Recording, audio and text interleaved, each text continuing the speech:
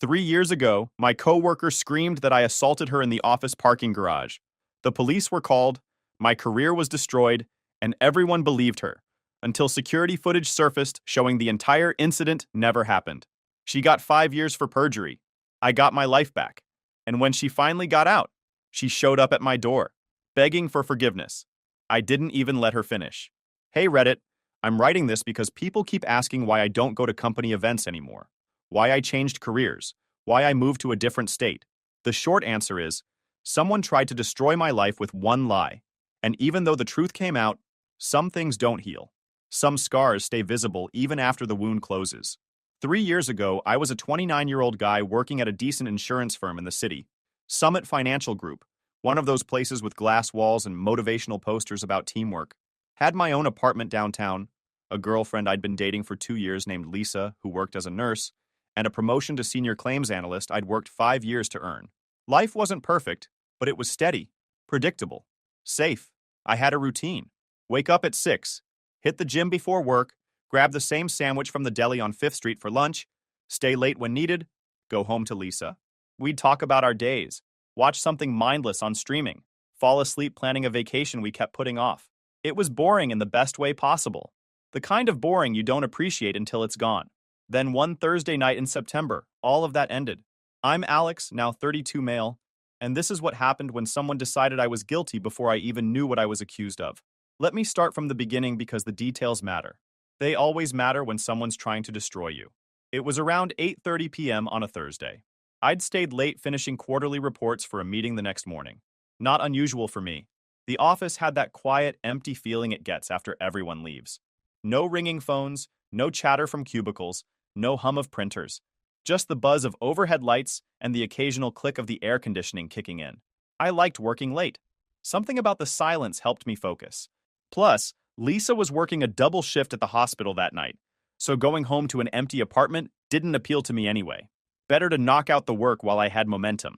Around 8:25, I saved my files, shut down my computer, and grabbed my messenger bag. The office building had underground parking, 4 levels deep, poorly lit, with concrete pillars every 15 feet. My car was on level 3, near the back corner where the monthly parkers were assigned. The elevator ride down was uneventful. I stepped out into the garage and immediately felt the temperature drop. It was always freezing down there, like they ran the AC at full blast even in September. My footsteps echoed as I walked toward my car, a gray Honda Civic I'd had since college. That's when I heard it. Footsteps behind me. Fast. Almost running. I turned around and saw Jenna, a colleague from the claims department. We weren't friends, barely spoke outside of work emails, but I recognized her immediately. She was maybe 26, quiet, kept to herself. She'd been with the company about 8 months. We'd exchanged pleasantries in the break room a few times, talked about weather or weekend plans. Nothing deep. But that night, she looked different. Her makeup was smudged under her eyes like she'd been crying. Her hair was messy. She was breathing hard, chest heaving like she'd just sprinted down the stairs. I stopped walking. Something felt off. Hey, you okay? I asked, keeping my distance. I was maybe 10 feet away from her, closer to my car than she was. She didn't answer right away, just stared at me with this wild, panicked look in her eyes. Her hands were shaking. Jenna? I said again. Are you all right? Do you need help? She took a step back, then another. Stay away from me, she said. Her voice cracked. I blinked, confused. What? I said stay away, she yelled, louder this time. I raised my hands, palms out, trying to look non-threatening. Okay, I'm not doing anything. I'm just heading to my car. She kept backing up, eyes locked on mine like I was some kind of threat. Then she turned and bolted toward the stairwell, her heels clicking against the concrete, echoing through the empty garage. I stood there for a second, heart pounding, trying to process what just happened. My first thought was that she'd seen something, maybe someone following her, and panicked. I figured she'd mistaken me for whoever scared her, or maybe she was just freaked out being alone in a parking garage at night. Either way, I didn't think much of it. I got in my car, drove home, heated up leftover pizza, and went to bed. That was my mistake. I should have gone straight to HR, should have written down exactly what happened while it was fresh in my mind, should have sent an email documenting the encounter, but I didn't. I figured it was a misunderstanding, something that would blow over. I was wrong. The next morning, I walked into the office and immediately knew something was wrong. People were staring, whispering. Some turned away when they saw me. Others just gawked, like I'd grown a second head overnight. My desk had a yellow sticky note. Report to HR immediately. Do not stop anywhere else. Do not talk to anyone. My stomach dropped. I walked to the HR office on the third floor, my brain running through every possible scenario. Maybe I'd screwed up a report. Maybe there was a compliance issue. Maybe someone complained about something I said in a meeting. I didn't even consider the possibility of what was actually waiting for me. The HR office door was already open. Inside were 3 people. Sandra, the HR director, who usually smiled and made small talk about her grandkids. Greg, the office manager who'd congratulated me on my promotion 2 months earlier, and a woman I didn't recognize wearing a dark blazer and a police badge clipped to her belt. "Sit down, Alex," Sandra said. Her voice was cold, formal, nothing like the friendly tone she usually had. I sat. The detective leaned forward, resting her elbows on the table. She had sharp eyes, the kind that looked through you instead of at you. "I'm Detective Morris with the City Police Department," she said. "We received a complaint last night regarding an incident in the parking garage. A female employee claims you assaulted her." The words didn't register at first. They just hung in the air, not making sense. "What?" I finally said. "No, that didn't happen.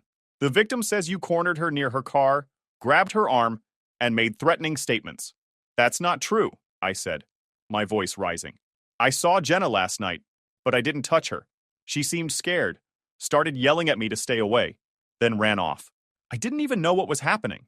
Detective Morris wrote something in her notepad. "So you admit you were there." I was walking to my car. She was behind me. I turned around, asked if she was okay, and she freaked out. That's it. I never touched her. That's not what she says. My hands were shaking. I gripped the edge of the chair to steady them. Then she's lying. I don't know why, but she's lying. The detective wrote something else down. Sandra spoke up next. "Alex, we're placing you on administrative leave pending the investigation. You need to leave the building immediately. Security will escort you to collect your personal belongings." "You're suspending me? For something I didn't do?" "It's policy," she said flatly. "We take these allegations very seriously." "So do I," said. "Which is why I'm telling you it didn't happen." Greg stood up. "Alex, please don't make this harder than it needs to be. We're following protocol." "Protocol? Like I was already guilty." They escorted me to my desk. 2 security guards stood nearby while I packed my things into a cardboard box. People watched from their cubicles, eyes wide, whispering behind cupped hands. I could feel their judgment radiating off them like heat. When I got to the parking garage, my phone was already buzzing nonstop. Texts from coworkers I thought were friends. "Dude, what did you do? Is it true? I can't believe this." Not one of them said, "Are you okay?" Not one asked for my side. I called Lisa. She answered on the 4th ring. "I heard," she said before I could speak. Her voice was tight, guarded. "It's not true. You know me. I would never—" "Alex, people are talking. They're saying she went to the police. They're saying there's an investigation." "Because she lied," I said. "Lisa, you have to believe me. I didn't do anything." There was a long pause. Too long. "I want to believe you," she finally said. "But why would she lie about something like this?" That sentence hit harder than any punch. "You don't believe me." I didn't say that. I hung up. I sat in my car in the parking garage for almost an hour, staring at the concrete wall in front of me. My hands wouldn't stop shaking. My chest felt tight, like someone was standing on it. In less than 24 hours, I'd gone from a normal guy with a job and a girlfriend to a suspected criminal. No trial, no evidence, just an accusation. And everyone believed it. That night, I barely slept. I kept replaying the encounter in my head, trying to figure out what I'd done wrong. Had I stood too close? Said something that scared her? Looked at her the wrong way? But no matter how many times I replayed it, the answer was the same. I hadn't done anything. So why was she lying? The answer came a week later, but not in the way I expected. My lawyer, a guy named Richard who I'd hired the day after getting suspended, called me with news. "They're not pressing charges," he said. Relief flooded through me. "So it's over?" "Not quite," he said. "There's no evidence to support her claim. But that doesn't mean the damage is undone. Your company's still investigating internally." "What do you mean there's no evidence? I didn't do anything." "Exactly. No witnesses, no physical evidence, nothing. But accusations like this don't need proof to ruin reputations." He was right. The police dropped the case, but the whispers didn't stop. People at my gym stopped making eye contact. My landlord knocked on my door one evening and awkwardly asked if everything was okay, after hearing from another tenant about the incident. Even the cashier at the deli I went to every day started acting weird around me. Lisa broke up with me over text 2 weeks later. I can't do this anymore. My parents won't stop asking questions, and I don't know what to tell them. I'm sorry. I stared at the message for a long time before responding. I didn't do it. Her reply came 5 minutes later. I know, but it doesn't matter anymore. 3 weeks after the accusation, Summit Financial quietly let me go. They called it restructuring, said the position was being eliminated due to budget cuts. Richard warned me not to fight it. You'll lose, he said. They can fire you for any reason as long as they don't admit it's because of the allegation. So I signed the severance papers and walked away. I spent the next 2 months applying to jobs, sent out 73 resumes, got 12 interviews. Every single one went well until they called my old company for references. Then the offers disappeared. The first time it happened, I thought it was a coincidence. I'd interviewed for a financial analyst position at a small investment firm. The interview went great. They told me they'd have an offer by end of week. 3 days later, I got a generic rejection email. No explanation. The second time, I knew something was wrong. I'd made it to the final round for a compliance officer role. The hiring manager practically told me the job was mine. Then, radio silence for a week. When I followed up, they said they'd decided to go in a different direction. After the 5th rejection, I called one of the recruiters I'd worked with. She was hesitant to tell me the truth, but eventually she did. They didn't say anything directly, she said carefully, but they made it clear they wouldn't rehire you. That's usually a red flag for us. We have to assume there was some kind of performance issue or misconduct. There wasn't, I said. You can look it up. The police dropped the case. There was no evidence. I believe you, she said, but employers don't want to take the risk. Even if you were cleared, the accusation itself is enough to make them nervous. A red flag. For something I didn't do. I wanted to scream. I wanted to call Summit Financial and demand they stop sabotaging my career. But Richard warned me against it. They'll just say they gave a neutral reference, he said. You can't prove they're saying anything negative. But the tone they use, the pauses, the things they don't say, that's enough to tank your chances. So I stopped listing Summit Financial as a reference. Started saying I'd left for personal reasons, but that created its own problems. Gaps in employment, vague explanations. Interviewers who looked at me skeptically when I couldn't provide concrete details about why I'd left a job I'd had for 5 years. I burned through my savings, paying rent and legal fees. $6,000 in 1 month alone. Another $4,000 the next. By month 3, I was down to $800 in my checking account and a credit card bill I couldn't pay. I started driving for a rideshare company just to cover bills. 10-hour shifts, 6 days a week, picking up strangers and making small talk while my life fell apart. Some passengers were nice, most were indifferent, a few were rude. One guy asked me why I was driving rideshare if I had a college degree. I told him I was between jobs. He laughed and said, "Must have screwed something up pretty bad." I didn't respond. Some nights, I'd sit in my car outside a gas station, waiting for ride requests, and wonder how my life had fallen apart so fast. I'd think about Lisa, about the promotion I'd worked 5 years for, about the apartment I'd probably lose if I couldn't make next month's rent. I wasn't angry anymore, just tired. One night, around 2 a.m., I picked up a passenger from a bar downtown. He was clearly intoxicated, stumbling into the back seat, mumbling about his ex-wife. Halfway through the ride, he asked what I did for a living. "This," I said. "No, I mean really," he slurred.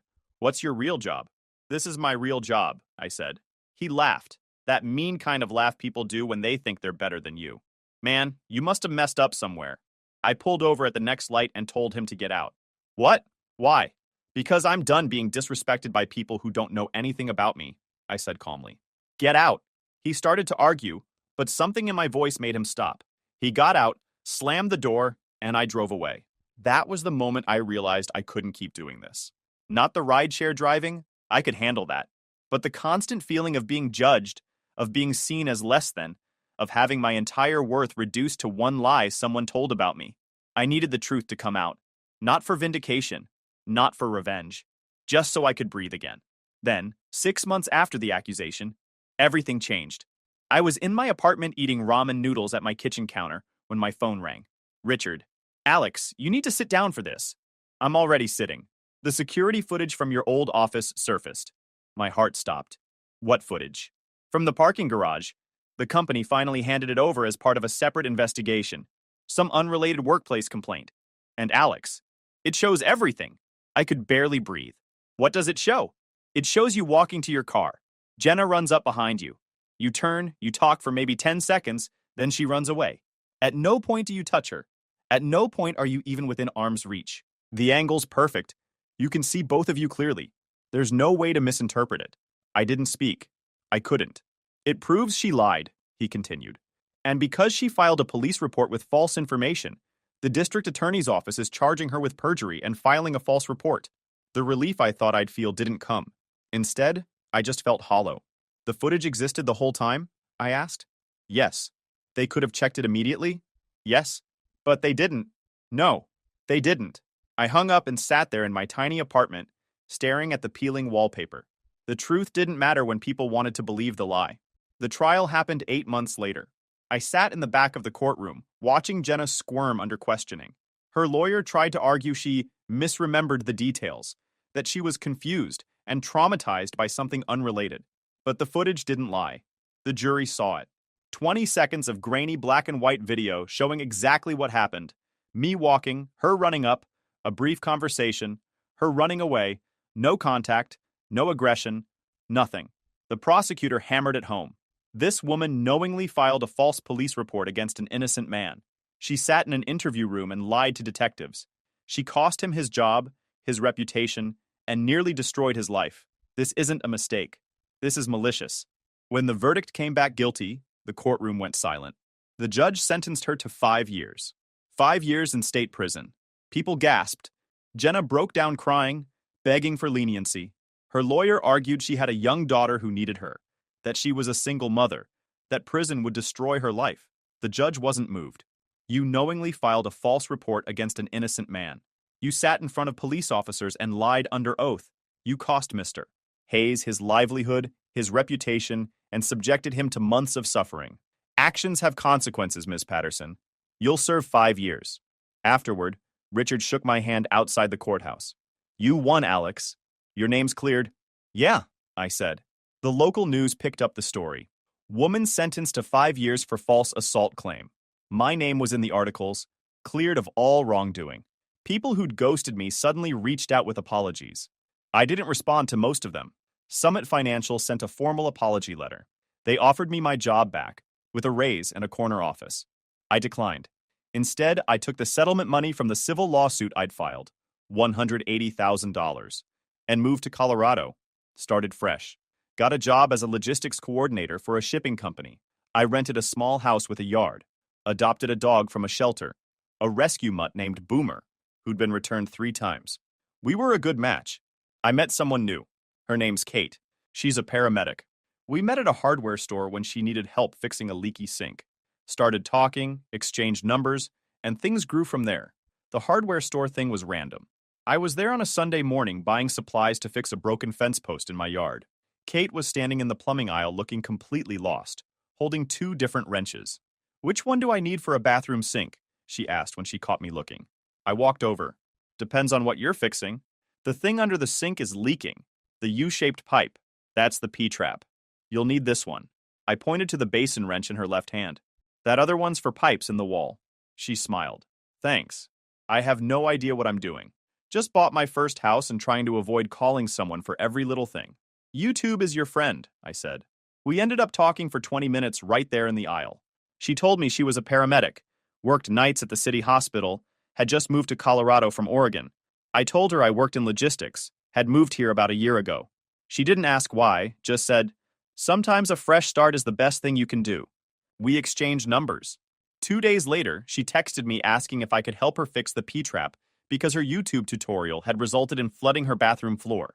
I drove over, fixed it in 10 minutes, and she made me dinner as a thank you. That was the beginning. We dated casually for a few months. She'd work her 12-hour shifts at the hospital, come over afterwards smelling like antiseptic and exhaustion, and we'd watch movies or cook dinner together. She never pushed me to talk about my past. Never asked invasive questions. Just let me exist without judgment. It took me 3 months to tell her about Jenna. We were sitting on her back porch one evening in late summer. She'd just finished a shift and was still in her scrubs, drinking iced tea and watching the sunset over the mountains. Can I ask you something? She said. Sure. Why'd you move to Colorado? You've mentioned you're from back east, but you've never really said why you left. I took a breath. I'd known this conversation was coming. had practiced what I'd say, but actually saying it out loud was harder than I expected. Someone accused me of something I didn't do, I said slowly. It was a coworker. She said I assaulted her in a parking garage, filed a police report. I got suspended, lost my job, lost my girlfriend. Took almost a year for the truth to come out. Kate didn't say anything for a moment, just looked at me with those calm, steady eyes. What happened to her? She asked. Security footage proved I didn't do it. She got charged with perjury and filing a false report, sentenced to 5 years in prison. Kate nodded slowly. Did she serve the full sentence? Got out after 3 years on good behavior. And you? And I moved here. Started over. She reached over and squeezed my hand. You're not that story anymore. You rebuilt. That's what matters. I looked at her. This woman I'd known for 3 months who somehow understood exactly what I needed to hear. Thank you, I said. For what? For not looking at me differently. She smiled. Why would I? You didn't do anything wrong. Someone lied about you. That's not your shame to carry. We dated for another 9 months before she asked me to move in. I was nervous about it, worried I'd bring my baggage into her space. But she insisted. I've seen you at your worst, she said. When you wake up at 3 a.m. from nightmares. When you flinch if someone walks up behind you too fast. When you check your phone constantly worried someone's spreading rumors. I've seen all of it, Alex. And I'm still here. So I moved in, brought Boomer, my few belongings, and started building something that felt permanent. Living with Kate was different than living with Lisa had been. Kate didn't need me to be perfect. Didn't need me to pretend the accusation hadn't affected me. She just needed me to be honest about it. Some days were hard. I'd see someone who looked like Jenna at the grocery store, and my heart would start racing. Or I'd read a news article about a false accusation and spend hours spiraling, wondering if it could happen again. Kate never told me to get over it or move on. She'd just sit with me during those moments and remind me I was safe. Life settled into something that felt normal. Work, Boomer, Kate, peace. Then, 2 years after the trial, I got a letter. Plain white envelope, no return address. Inside was a handwritten note. Alex, I know I don't deserve forgiveness, but I need you to know I'm sorry. I destroyed your life because I was scared and selfish. Please give me a chance to explain. Jenna. I threw it in the trash. A week later, she showed up at my house. It was a Saturday evening around 7 p.m. I was grilling burgers on the back patio when Boomer started barking at the front door. Not his normal bark, but the aggressive one he saved for strangers he didn't trust. I walked through the house, wiping my hands on a towel, looked through the peephole. Jenna. She looked different, thinner, older, hair pulled back in a ponytail. No makeup. Wearing jeans and a plain t-shirt. 3 years in prison had aged her a decade. I opened the door but didn't step aside. Didn't invite her in. Just stood there blocking the entrance with Boomer growling behind me. What do you want? I said. She looked nervous, wringing her hands together. Please, just 5 minutes. That's all I'm asking. No. Alex, I know I hurt you. Hurt me? I cut her off. You tried to destroy me. There's a difference. I need to explain. You lied, I said flatly. You accused me of assault, filed a police report, sat in an interview room and lied to detectives. You knew exactly what you were doing. Tears started forming in her eyes. I was going through something. My ex was harassing me at the time, calling me constantly, showing up at my apartment. I panicked. I thought if I said someone at work did something, he'd back off. You thought you'd use me as a scapegoat. I didn't think it would go that far, she said, voice breaking. I thought maybe you'd deny it and people would forget. I didn't think they'd fire you. You didn't think I'd end up homeless? I said, driving rideshare at 2 a.m. to afford ramen noodles? You didn't think I'd lose my girlfriend, my friends, my entire life? She was crying now, wiping her nose with her sleeve. I'm sorry. I hate myself for what I did. I think about it every day. I can't sleep. Every time I close my eyes, I see your face from that courtroom. Good. She flinched like I'd slapped her. Please. I served my time. I paid my debt. I just want a chance to make things right. You can't make this right, I said. You stole a year of my life. You made me afraid to be alone with women. You made me question every interaction I have because I'm terrified someone else will decide I'm guilty of something I didn't do. You can't fix that with an apology. Then what do you want from me? She asked, voice rising. I went to prison. I lost custody of my daughter. I can't find a job. My own family won't talk to me. What more do you want? Nothing, I said. I don't want anything from you.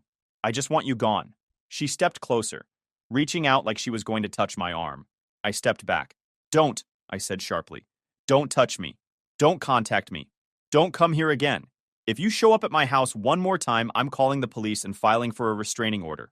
Please, Get off my property, I said quietly. Now. She stood there for another second, tears streaming down her face, looking at me like I was the villain in this story. Then she turned and walked back to her car parked at the curb, a beat-up sedan that looked like it barely ran. I watched her drive away, then closed the door and locked it. Kate came out of the bedroom a minute later. Who was that? Nobody, I said. Alex. I turned to look at her. That was Jenna, the woman who accused me. Kate's expression hardened. What did she want? Forgiveness. Did you give it to her? No. Kate walked over and hugged me. Good. She doesn't deserve it. 6 months later, I got a message on social media from someone named David. I worked at Summit Financial and Accounting. Jenna did the same thing to me 3 years before you. Can we meet? I stared at the message for a long time. Part of me wanted to ignore it. That chapter was closed, but curiosity won. What about her? I typed back. His response came immediately. She accused me of the same thing. Different location, same pattern. I have documentation. There are others. Can we talk? We met at a coffee shop in downtown Denver the next Saturday. David was mid-30s, thin, wearing glasses and a button-down shirt. He had a folder with him, thick, stuffed with papers. Thanks for meeting me, he said, shaking my hand. His grip was firm, but his hands were cold, nervous. What's this about? I asked, sitting down. He opened the folder and slid a document across the table. It was a police report from 4 years earlier. Victim name redacted. Accused, David Mitchell. Allegation, inappropriate conduct in the workplace. She did it to me 3 years before she did it to you, David said. Different story, same playbook. Said I cornered her in the break room after hours. Made inappropriate comments. I got suspended immediately. They investigated for 2 months. Almost pressed charges. My stomach tightened. What happened? Her story kept changing. First she said it happened on a Tuesday evening. Then she said Wednesday morning. Then she said I grabbed her arm. Then she said I just stood too close. The police couldn't make anything stick because the details never matched. But the damage was done. You lost your job? Not immediately.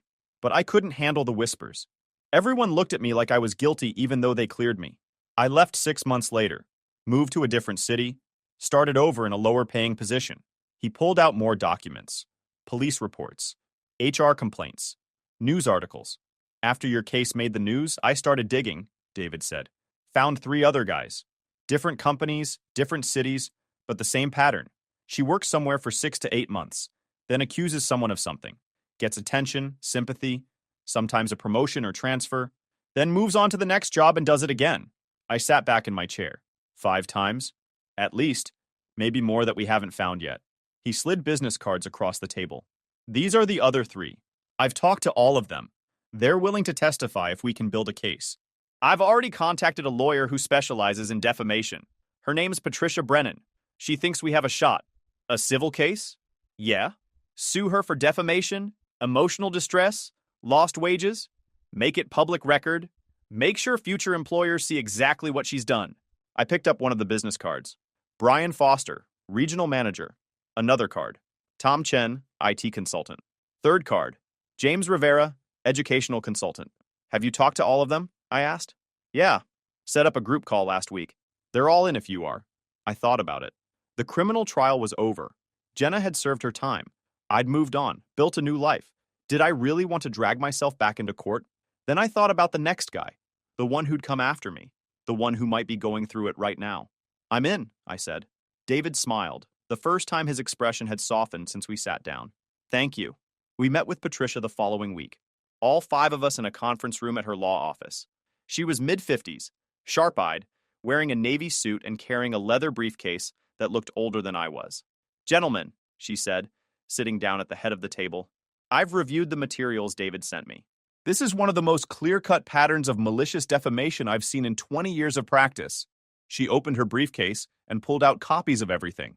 Police reports, employment records, timelines, 5 victims, 5 separate employers, 5 nearly identical accusations over an 8-year span.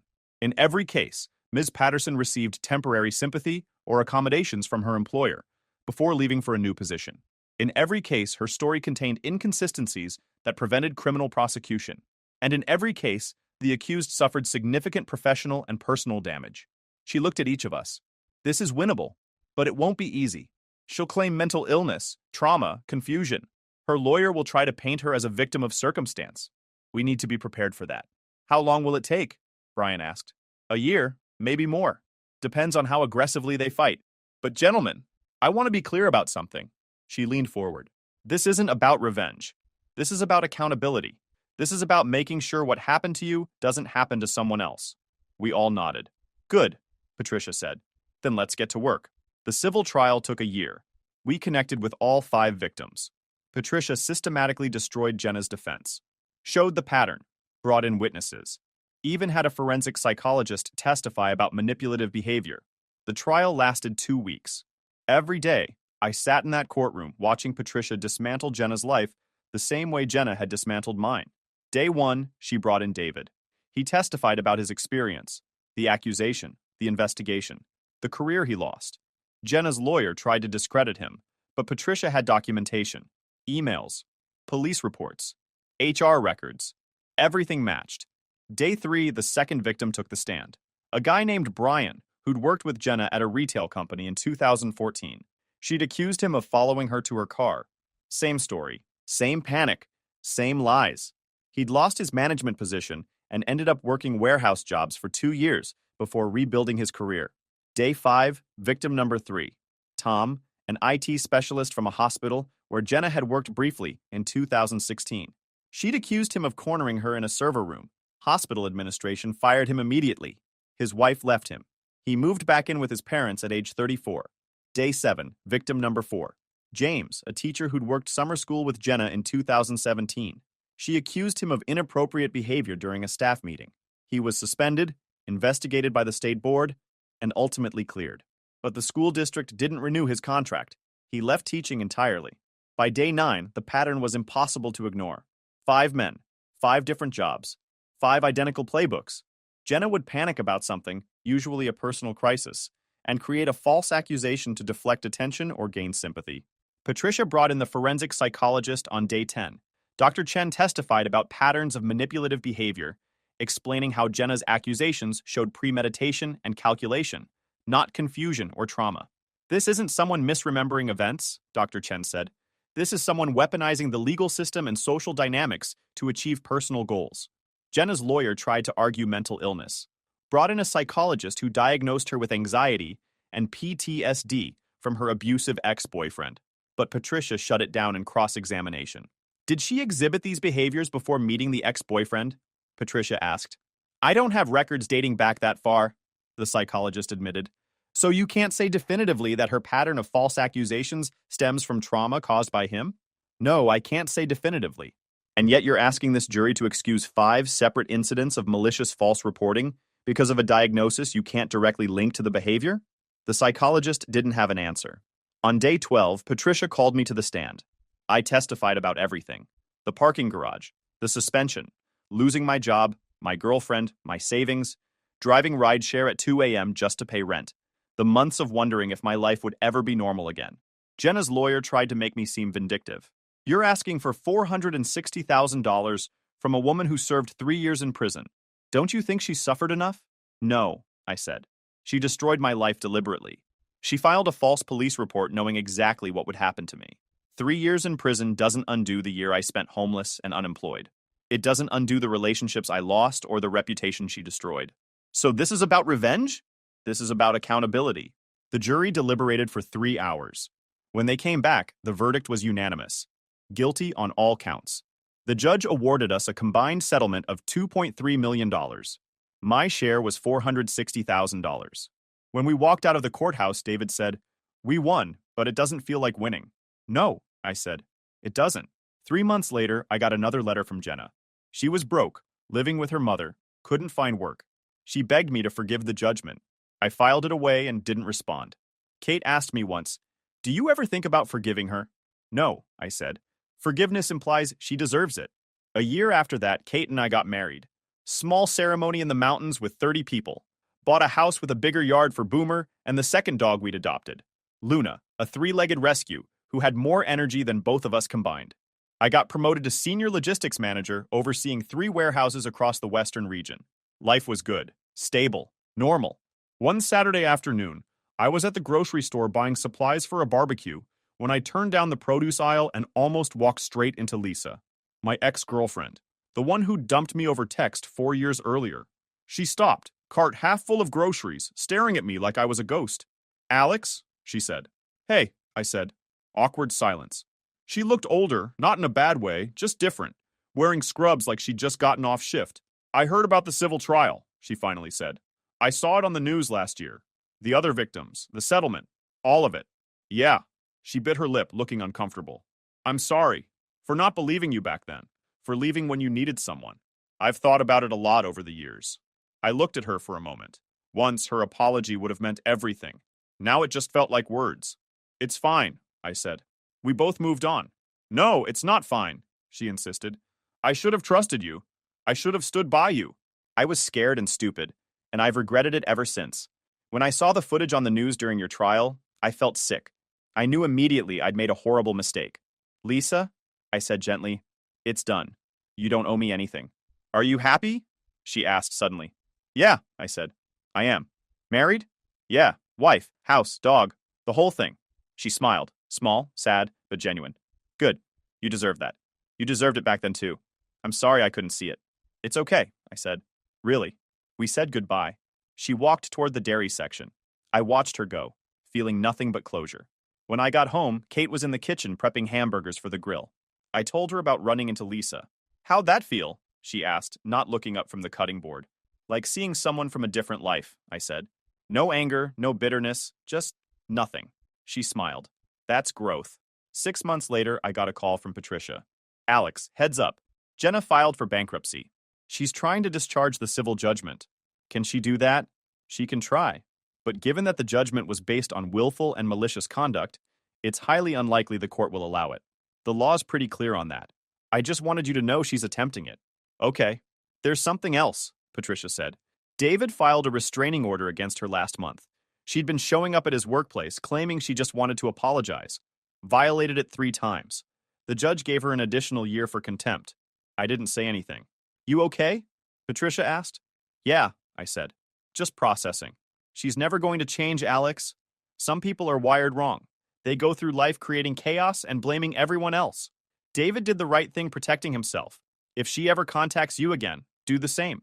"I will." When I hung up, Kate was standing in the doorway, holding our daughter Emma, 9 months old, wearing a onesie with dinosaurs on it. "What was that about?" Kate asked. "Jenna. She's trying to get out of paying the settlement. Also got another year in jail for harassing David."